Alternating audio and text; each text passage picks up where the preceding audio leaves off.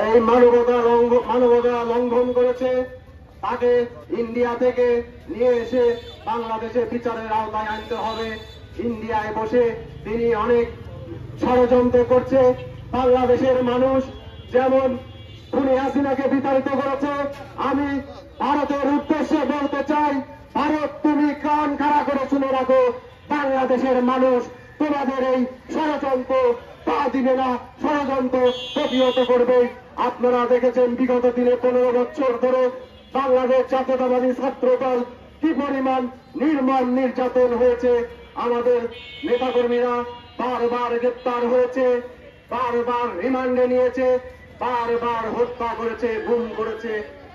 তাদের যত দোষর এবং সরকারি কর্মকর্তা ছিল তাদেরকে এই ট্রাইব্যুনালের আওতায় এনে বিচারের সম্মুখীন করার জন্য আমি অন্তর্বর্তী সরকারের প্রতি আহ্বান জানাই আমি আমার সংক্ষিপ্ত বক্তব্য শেষ করছি।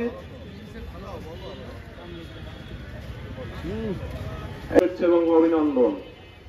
আজকের এই মানবাধিকার দিবসে আপনার জানায় পাবনা জেলা ছাত্র দলের পক্ষ থেকে আয়োজিত মানববন্ধনে উপস্থিত রয়েছেন পাবনা জেলা ছাত্র দলের সংগ্রাম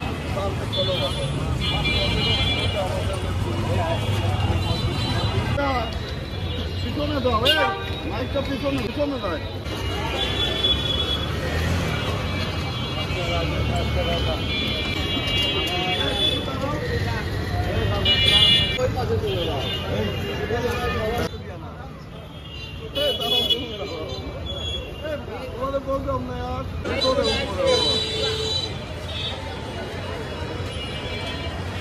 খুনি হাসিনা আমাদের নেতা কর্মীদেরকে বারবার গুম করেছে, হত্যার মিথ্যা মামলা দিয়ে হয়রানি করেছে।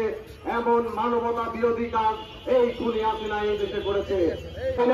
খুনি হাসিনার সাথে আপোষ না করে দেশ নেত্রী বেগম খালেদা জিয়ার নেতৃত্ববাদী ছাত্র দল সবসময় রাজপথে আন্দোলন করেছে, সংগ্রাম করেছে, সময় পার করেছে। আমরা দেখেছি ফায়ার সার্ভিসের পুনরুদ্ধার করেছে। ইনশাল্লাহ আগামী দিনের নির্বাচন হবে, বাংলাদেশের বেশি গুরুত্বপূর্ণ ভূমিকা পালন করবে আমাদের বাংলাদেশ জাতীয়তাবাদী ছাত্র দল। এই আশায় দেশ নেত্রী বেগম খালেদা জিয়া জিন্দাবাদ, শহীদ প্রেসিডেন্ট জিয়াউর রহমান অমর হোক, তারুণ বিশ্বাস জিন্দাবাদ।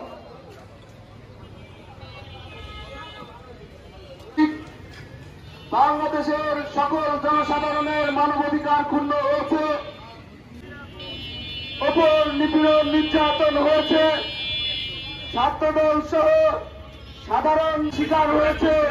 তাই বাংলাদেশের মানবাধিকার ক্ষুণ্ণ হয়েছে, সেটা সবাই আমরা সুযোগপুর সাধারণ সম্পাদক শেখ নাইম আরো উপস্থিত রয়েছেন, যুগ্ম সম্পাদক সাধারণ সম্পাদক মাহমুদুর রহমান তরুণ সহ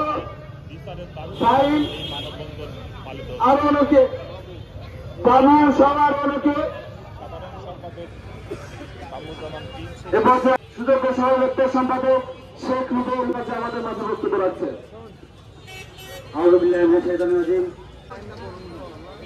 ছাত্র দলের বিভিন্ন নেতা কর্মী মুক্তির দাবিতে আজকে এই মানববন্ধনে আমরা একটি কথাই বলতে চাই, শেখ হাসিনা সরকার